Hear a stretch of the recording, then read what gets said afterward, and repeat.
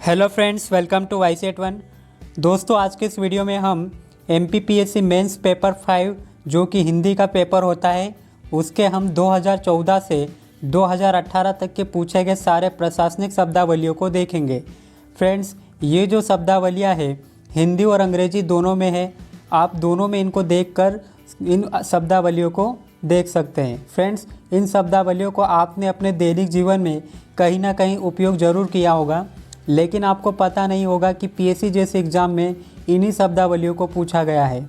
तो फ्रेंड्स, चलिए देखते हैं आज के सेशन में हिंदी और अंग्रेजी के सारे वर्ड्स को जो कि 2014 से 2018 तक की परीक्षा में पूछे गए हैं।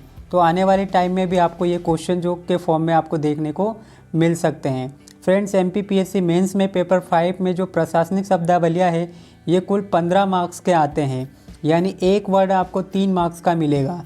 तो आप उस पूरे वर्ड्स को अच्छे से देखिएगा ताकि आपका एग्ज़ाम में पूरा मार्क्स मिल सके। तो चलिए शुरू करते हैं। फ्रेंड्स, शुरू करते हैं सबसे पहले एनेक्सर वर्ड से। फ्रेंड्स, ध्यान रखना एक चीज़, अगर आप हिंदी टू इंग्लिश करेंगे यानी हिंदी की वोकैबुलरी को इंग्लिश में लिखेंगे तो सबसे ज़्यादा प्रायोरिटी आप स्पेलिंग पे ध्यान रखना, अंग्रेजी वर्ड की स्पेलिंग पे ध्यान रखना ताकि आपके जो वर्ड्स है वो सीधे क्लियर रहे। तो चलिए एनेक्सर का मतलब जानते हैं। एनेक्सर का मतलब होता है संलग्नक। एनेक्सर मतलब संलग्नक। और अगला देखते हैं कॉशन मनी। कॉशन मनी का मतलब होता है सुरक्षा निधि। सुरक्षा निधि को बोलते हैं कॉशन मनी। कोरिजेंडम। कोरिजेंडम का मतलब होता है शुद्धि पत्र। अगर आपसे पूछा जाए कोरिजेंडम का हिंदी में तो शुद्धि पत्र आप बताएंगे। इप्सो फैक्टो। इप्सो फैक्टो का मतलब होता है यथा तथ्य। यहाँ पर इप्सो का मतलब होता है यथा और फैक्ट मतलब होता है तथ्य। इप्सो फैक्टो यथा तथ्य। डेरोगेटरी। डेरोगेटरी का मतलब होता है अपमानजनक। डेरोगेटरी मतलब अपमानजनक। एम्बेजलमेंट। एम्बेजलमेंट का मतलब होता है गबन। एम्बेजलमेंट मतलब गबन। ग्रेट्युटी। ग्रेट्युटी का मतलब होता है सेवा पारितोषिक। सेवा पारितोषिक का मतलब ग्रेट्युटी। इम्पीचमेंट। इम्पीचमेंट का मतलब होता है महाभियोग। जैसा कि आपने देखा होगा राष्ट्रपति को महाभियोग प्रक्रिया के द्वारा हटाया जा सकता है, तो उसी महाभियोग को हम बोलते हैं इम्पीचमेंट। स्पेलिंग विशेष तौर पर ध्यान रखिएगा इंग्लिश में। पैराडॉक्स। पैराडॉक्स का मतलब होता है विरोधाभास। विरोधाभास को ही बोलते हैं हम पैराडॉक्स। सबसिक्वेंट। सबसिक्वेंट मतलब होता है आगामी। आगे चलिए फ्रेंड्स, इम्प्रेस्ड। इम्प्रेस्ड का मतलब होता है अग्रदाय। ध्यान रखना स्पेलिंग IMPREST। इम्प्रेस्ड मतलब अग्रदाय। डिप्यूटेशन। डिप्यूटेशन का मतलब होता है प्रतिनियुक्ति। प्रतिनियुक्ति का मतलब होता है डिप्यूटेशन। अलॉटमेंट। फ्रेंड्स, बहुत कॉमन सा वर्ड है लेकिन हिंदी में आपको इसका पता बहुत कम होगा। अलॉटमेंट का मतलब होता है आवंटन। आवंटन मतलब अलॉटमेंट। विजिलेंस। विजिलेंस का मतलब होता है सतर्कता। ऑफिशिएशन। ऑफिशिएशन का मतलब होता है स्थानापत्र। स्थानापत्र मतलब ऑफिशिएशन। सब बॉन्ड। सब बॉन्ड का मतलब होता है उपबंध। उपबंध मतलब सब बॉन्ड। यहाँ पर सब का मतलब होता है उप और बॉन्ड का मतलब होता है बंद। ओरिएंटेशन। ओरिएंटेशन का मतलब होता है अभिविन्यास। ओरिएंटेशन अभिविन्यास। Abstract circle. एब्स्ट्रैक्ट सर्कल का मतलब होता है सार व्रत। ध्यान रखना, व्रत मतलब सर्कल और सार को बोलते हैं हम एब्स्ट्रैक्ट। एक और इसका वर्ड होता है संक्षेप, यानी एब्स्ट्रैक्ट को हम संक्षेप भी बोलते हैं। सब कंट्री। सब कंट्री का मतलब होता है अधिदेश। सब कंट्री मतलब अधिदेश। Aid ratio. एड रेशो मतलब होता है यथा अनुपात। रेशो मतलब अनुपात और एड मतलब होता है यथा, तो एड रेशो मतलब यथा अनुपात। अमेंडमेंट। अमेंडमेंट का मतलब होता है संशोधन। ध्यान रखना, अमेंडमेंट संशोधन। बेनिफिशरी। बेनिफिशरी का मतलब होता है लाभानुभोगी। लाभानुभोगी मतलब बेनिफिशरी। डिफेक्टो का मतलब होता है वस्तुतः। Development oriented. डेवलपमेंट ओरिएंटेड का मतलब होता है विकासोन्मुखी। विकासोन्मुखी मतलब डेवलपमेंट ओरिएंटेड। एक्स्ट्रावेजेंस। इसका मतलब होता है फिजूल खर्ची। फिजूल खर्ची करने वाले को बोलते हैं एक्स्ट्रावेजेंस। तो ध्यान रखना, एक्स्ट्रावेजेंस मतलब होता है फिजूल खर्ची। इंसॉल्वेंसी। इंसॉल्वेंसी का मतलब होता है दिवालियापन। इंसॉल्वेंसी दिवालियापन। परस्यूल का मतलब होता है धारणा, धारणा मतलब परस्यूल। ऑथेंटिक मतलब होता है प्रामाणिक। म्यूटेबिलिटी का मतलब होता है परिवर्तनीय, म्यूटेबिलिटी परिवर्तनीय। सर्विवर, सर्विवर का मतलब होता है सर्वेक्षक। अप्रूवल का मतलब होता है अनुमोदन। सबऑर्डिनेट का मतलब होता है अधीनस्थ, ध्यान रखना सबऑर्डिनेट का मतलब होता है अधीनस्थ।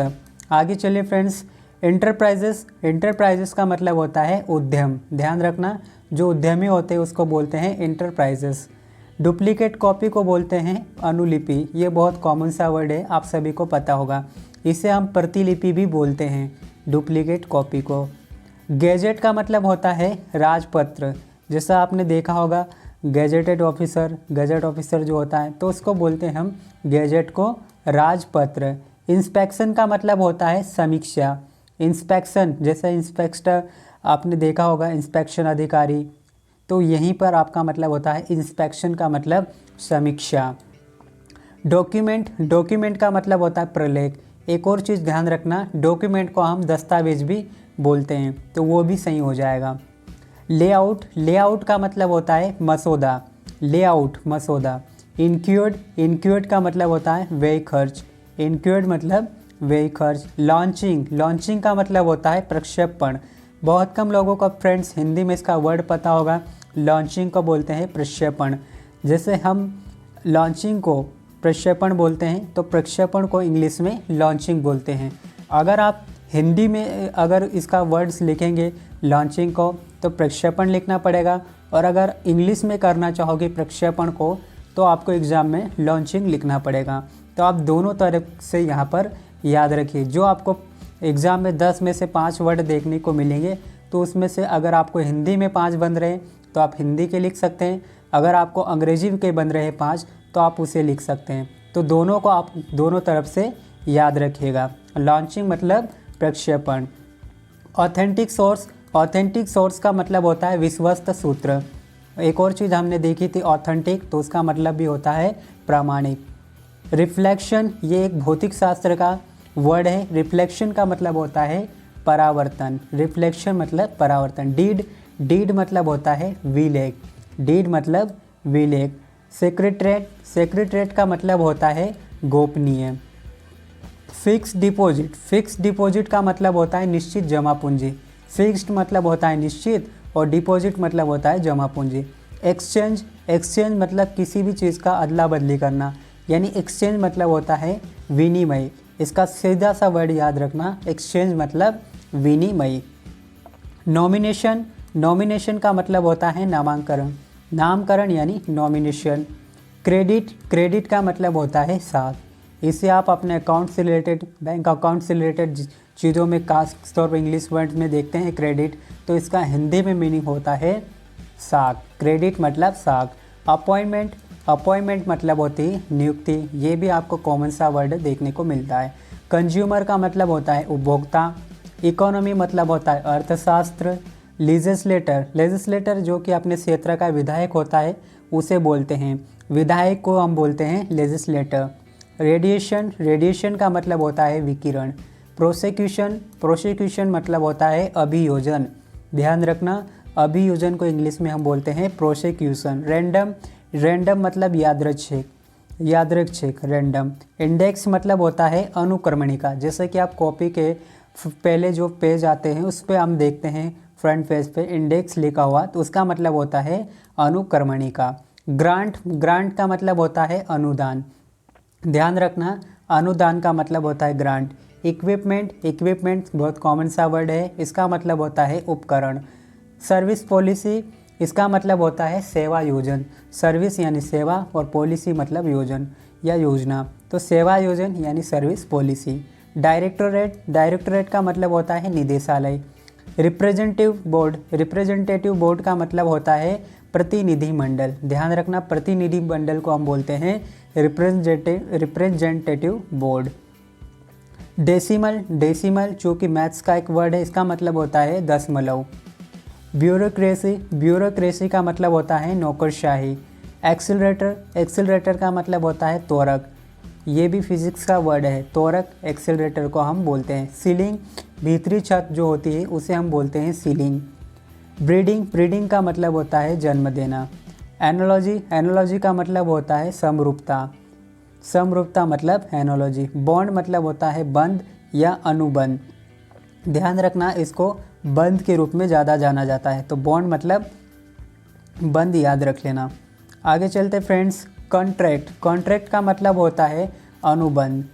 एडजोर्नमेंट का मतलब होता है स्थगन यानी एडजोर्नमेंट।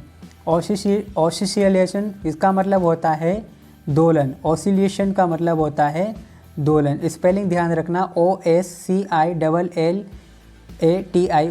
ऑसिलेशन का मतलब होता है दोलन, ये भी फिजिक्स का वर्ड है दोलन। एक्ट मतलब होता है अधिनियम। ज्यूरिसडिक्शन का मतलब होता है क्षेत्राधिकार। ज्यूरिसडिक्शन मतलब क्षेत्राधिकार। अकाउंटेंट लेखाकार को बोलते हैं अकाउंटेंट। सर्कुलर यानी परिपत्र। फ्रेंड्स, ये जो सर्कुलर वर्ड है ये भी कई बार 2 से 3 बार एग्जाम में रिपीट हुआ है। डिप्यूटेशन का मतलब होता है प्रतिनियुक्ति। ध्यान रखना, डिप्यूटेशन प्रतिनियुक्ति होता है। सब डिवीज़न का मतलब होता है अनुभाग। वाइब्रेशन का मतलब होता है कंपन। वाइब्रेशन यानी कंपन। चैम्बर का मतलब होता है कक्ष। अटैचमेंट का मतलब होता है अनुलग्नक। आइडेंटिटी कार्ड, ये भी बहुत कॉमन सा वर्ड है। आइडेंटिटी कार्ड का मतलब होता है पहचान पत्र। कंप्लीटेड का मतलब होता है परिसमापन। ध्यान रखना, परिसमापन को ही बोलते हैं हम कंप्लीटेड। सिंथेसिस, जो पौधों में प्रकाश संश्लेषण की क्रिया में जो घटना होती है वो होती है सिंथेसिस यानी जिसको हम बोलते हैं संश्लेषण। सिंथेसिस मतलब संश्लेषण। एब्स्ट्रैक्ट, जिसका मतलब होता है सार यानी अपसंशय। एब्स्ट्रैक्ट मतलब अपसंशय, ध्यान रखना। इनक्लोजर का मतलब होता है संलग्न यानी इनक्लोजर। कैडर मतलब होता है संवर्ग। ये वर्ड अभी 2 से 3 बार रिपीट हुआ है, कैडर संवर्ग। CADRE, ये इसकी स्पेलिंग ध्यान रखना। संवर्ग इसका हिंदी में नाम होता है। जुडिशियल स्टाम्प, इसका मतलब होता है न्यायिक मोहर यानी जुडिशियल स्टाम्प। कम्युनिटी का मतलब होता है फ्रेंड्स संप्रेषक यानी कम्युनिटी होता है। प्रिविलेज का लीव का मतलब होता है विशेष अवकाश। प्रिविलेज इसका मतलब होता है प्रिविलेज लीव का विशेष अवकाश।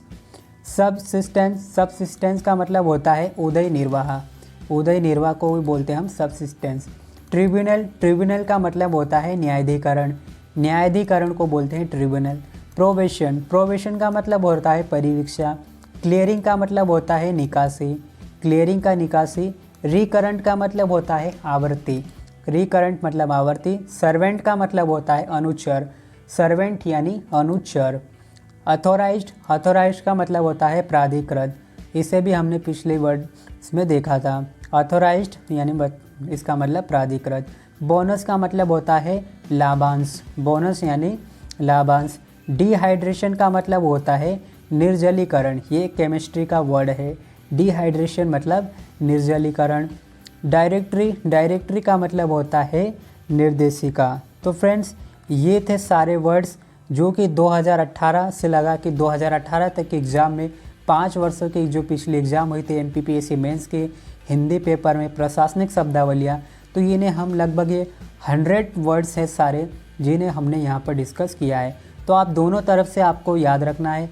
अगर आपको हिंदी में वर्ड्स पता है तो हिंदी में लिखिए, अगर आपको इंग्लिश में पता है तो इंग्लिश में लिखिए। आपको एग्ज़ाम में 10 वर्ड्स देखने को मिलेंगे, तो उनमें से आपको 5 अगर आप इंग्लिश में करोगे तो इंग्लिश में करना है, अगर 5 हिंदी में करना है तो हिंदी में कर सकते हो। जो याद हो वो कर सकते हैं। आपको बहुत सारे जो वर्ड्स हैं यहीं से आपको रिपीटेड वर्ड्स देखने को मिल सकते हैं। फ्रेंड्स, सिंपल से वर्ड्स है, जनरली हम जो आम अपनी दैनिक जीवन क्रिया है उसमें हम देखते हैं इन वर्ड्स को, तो आप डेफिनेटली इन्हें पूरे सही करके आओगे। अगर आपको ये PDF इस वीडियो की चाहिए तो आप टेलीग्राम चैनल को ज्वाइन कर लेना, और अगर आपने चैनल को सब्सक्राइब नहीं किया है तो चैनल को सब्सक्राइब भी ज़रूर कर लेना। अगर आपको इसी तरह से इसका सेकंड पार्ट चाहिए जो कि स्पेशली आने वाली 2019 की एग्ज़ाम है मेंस की, 2020 की मेंस की एग्ज़ाम है, वहाँ के लिए चाहिए तो आप कमेंट बॉक्स में कमेंट करके ज़रूर बताइए। मैं इसके लिए नेक्स्ट वीडियो भी लेकर आ जाऊँगा। ये थे हमारे प्रीवियस ईयर जो क्वेश्चन आए थे उसके वर्ड्स। तो फ्रेंड्स चलते हैं, हम अब मिलते हैं नेक्स्ट वीडियो में। अगर आपने चैनल को सब्सक्राइब नहीं किया तो सब्सक्राइब ज़रूर कर देना। Thank you.